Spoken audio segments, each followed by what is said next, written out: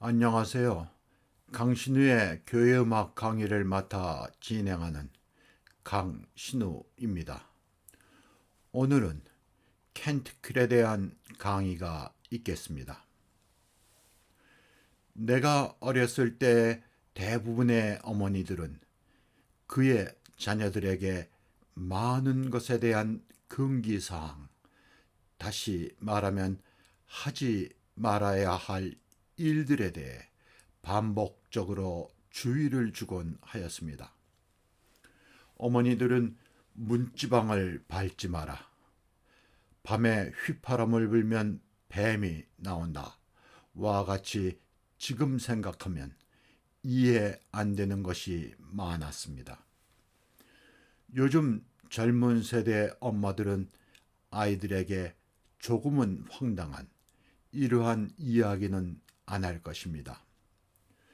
과학의 발전과 정보가 홍수를 이루는 이 시대에 인터넷 검색만 하여도 미신에 가까운 과거의 금기에 대한 말은 엄마 자신은 물론 아이들도 쉽게 그 진위를 알 수 있기 때문입니다. 우리 교회에서 카톨릭 교회와 관계된 것에 대한 잘못된 생각들이 있고 과민한 반응을 보이기도 합니다. 오래전 교회에 초대받아 온 성악가가 아베 마리아를 노래했는데 이에 대해 교회 어른들의 언짢은 반응이 있었고 성가대 지휘자 가운데 한 명이 그 부당함을 설파하는 이야기를 들었습니다. 교회에서 시편을 낭송하는 형식인 앵글리칸 찬트 곡조에 맞춰 성가대가 노래했는데 이것 역시 몇몇 사람들의 비슷한 반응이 있었습니다. 아마 생소한 형식의 노래여서 카톨릭 교회에서 불리는 성가라 오해한 것일 수 있습니다. 오늘 강의에서 켄트클 가운데 대표적인 성모 마리아의 노래 마그니피카도 한국 교회에서는 조심스러울 수 있습니다. 이 찬송이 한국 교회에서 거의 불려지지 않는데 앞에서 말한 이유라면 불행한 현실인 것입니다. 이는 성서에 있는 찬송 가운데 가장 중요한 찬송으로 모든 시대를 통해 교회를 대표하는 찬송 가운데 찬송인 것입니다. 이제 근거 없고 막연한 상식에 근거한 주장은 없기를 바라는 마음입니다. 학문을 연구하는데 제일 먼저 용어에 대한 지식이 필요합니다. 용어에 대한 지식이 없으면 그 내용을 이해하는데 어려움이 있기 때문입니다. 예를 들면 교회 선법, 장조와 단조 음계, 반음계, 온음음계, 십이음계 등의 음악 용어를 모르면 음악 이론이나 음악 역사 등의 공부를 하는데 어려움이 있을 것입니다. 내가 과거에 강의한 교회음악 입문은 찬송가 학이나 교회음악 문헌 등의 강의를 준비하는 과정으로 많은 수의 교회음악 용어들을 포함하고 있었습니다. 켄티클은 예배와 관계된 것으로 예배에서 불려지는 찬송입니다. 우리에게 잘 알려져 있지 않고 한국 교회에서는 거의 예배에서 불려지지 않아 더욱 생소한 교회 음악 용어 가운데 하나입니다.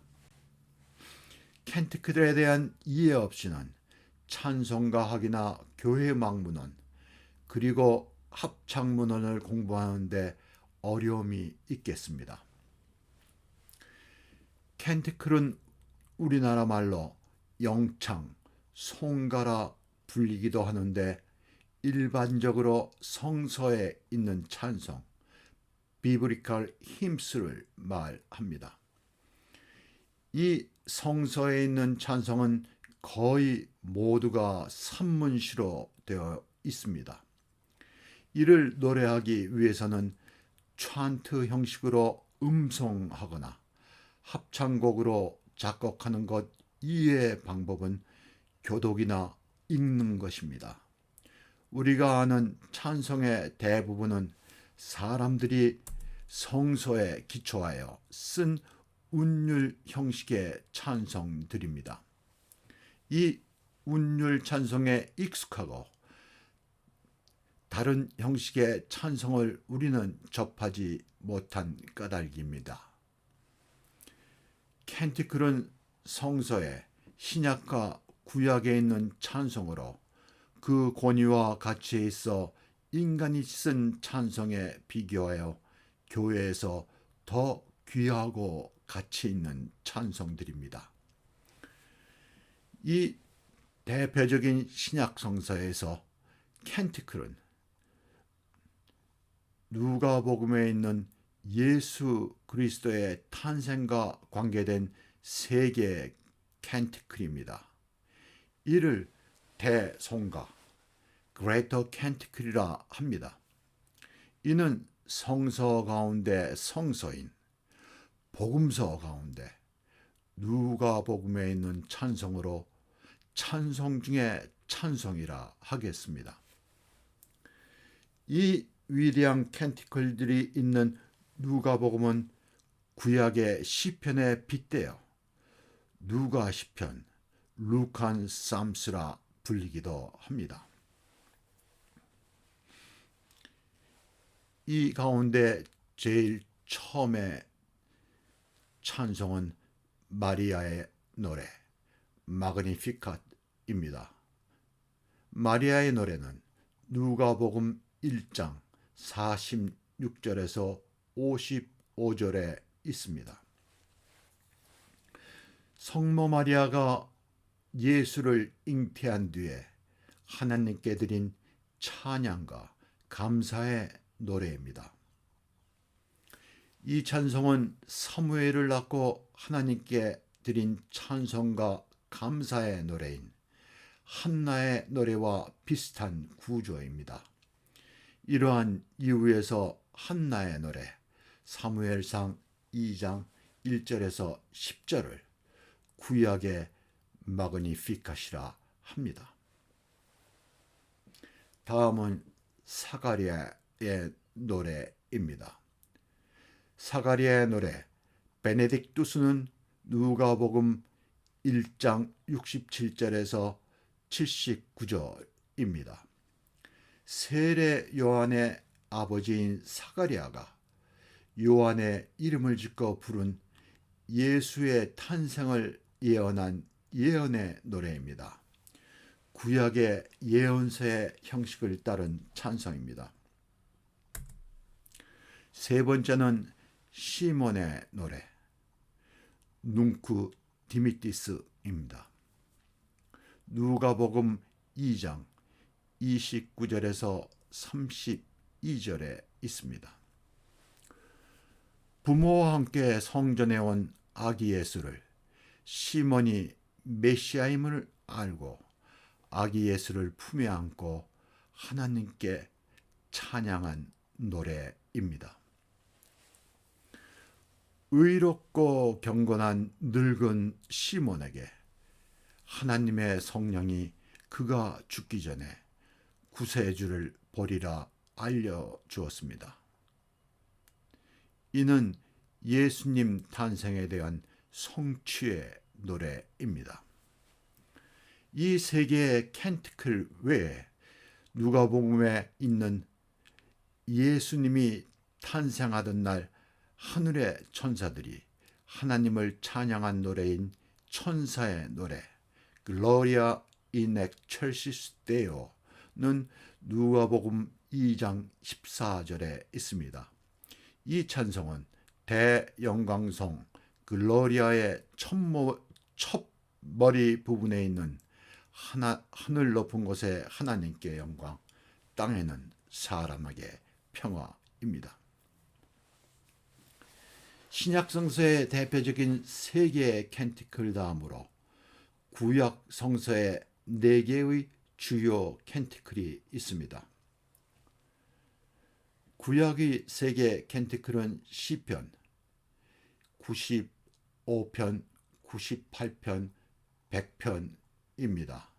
다른 하나는 외경인 다니엘서에서 왔습니다.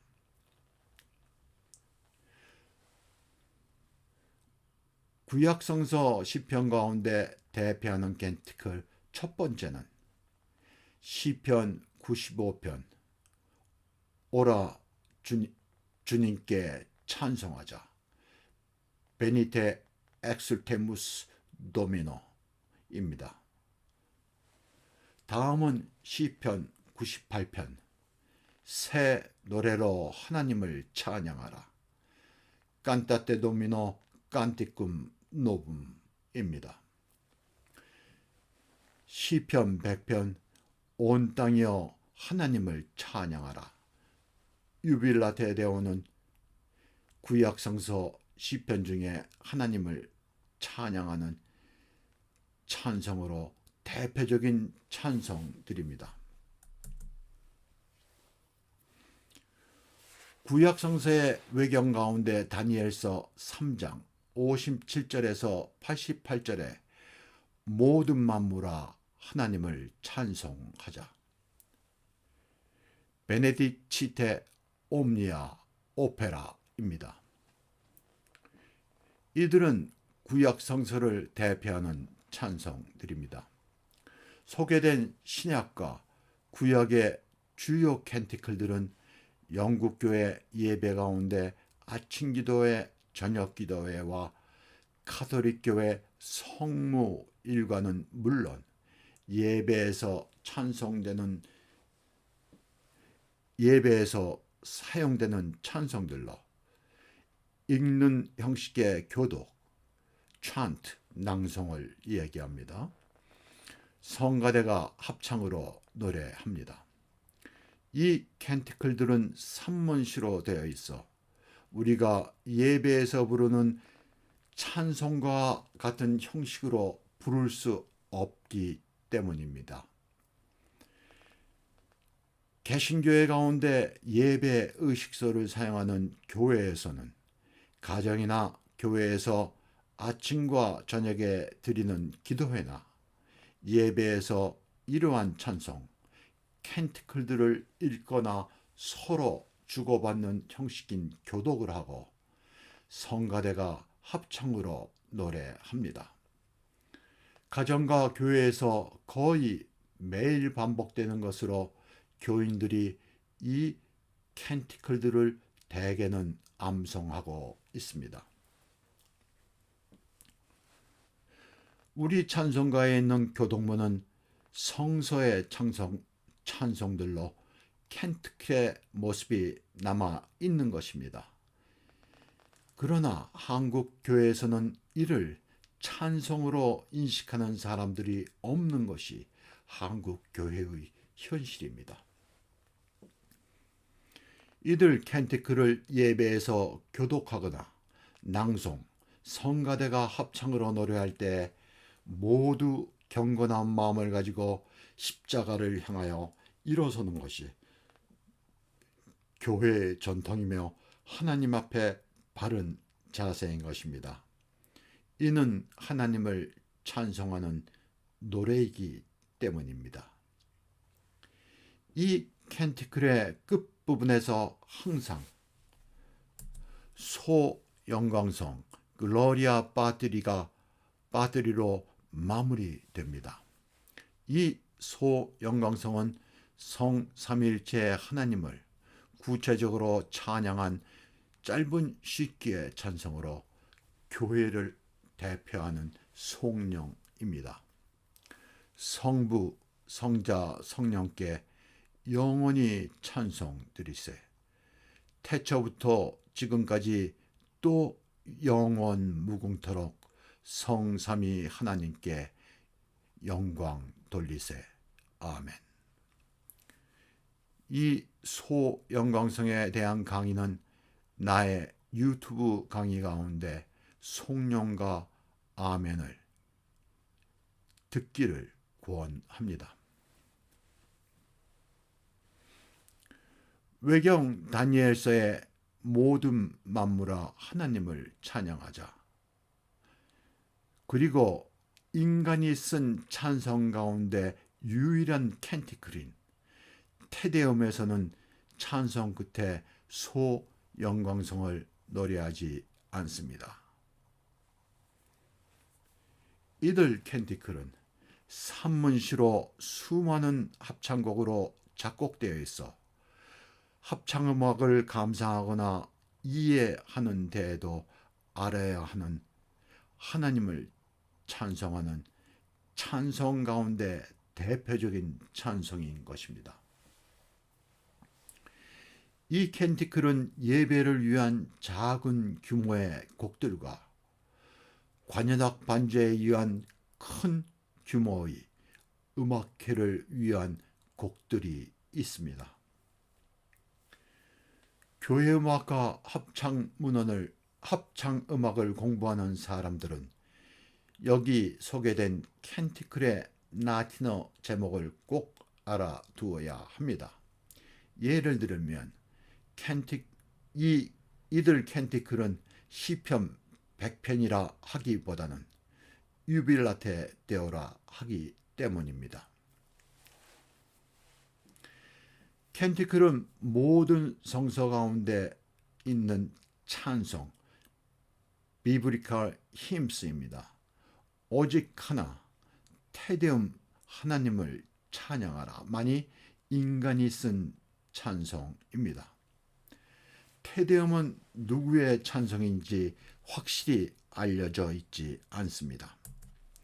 초대교회 교부인 성 암브로스가 그의 제자인 성 어거스틴에게 세례를 베풀 때 이 두 사람의 교부가 서로 주고받은 형식으로 찬송하였다는 전설만이 전해지는 찬송입니다. 이 테데움은 인간이 쓴 찬송 가운데 가장 위대하고 완벽한 찬송으로 인정되고 있습니다. 테데움은 국가 기념일, 왕의 대관식, 교회 헌당 및 기념일, 성직자 안수 예배 등 크게 기념하거나 축하하는 예배에서 성가대가 찬양하는 대표적인 성가입니다.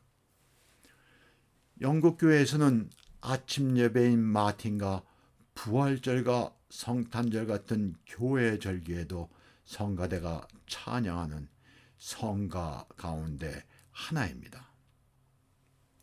테데움은 유튜브에서 강의하기에 어려워 관심 있는 사람들을 위해 나의 블로그, 찬송, 예배, 그리고 교회 문화에 있는 글의 주소창을 아래에 올리겠습니다. 관심 있는 분들의 참여를 바라겠습니다. 그러면 바로크 시대 프랑스 작곡가인 샤팡티에의 테데움을 들어보시겠습니다. 우리의 귀에 익숙한 기악 전주에 이어 테데움 합창이 이어지는 축제적인 분위기의 공으로 유명합니다. 이는 예배보다는 축제 가운데 불려지는 곡 같습니다.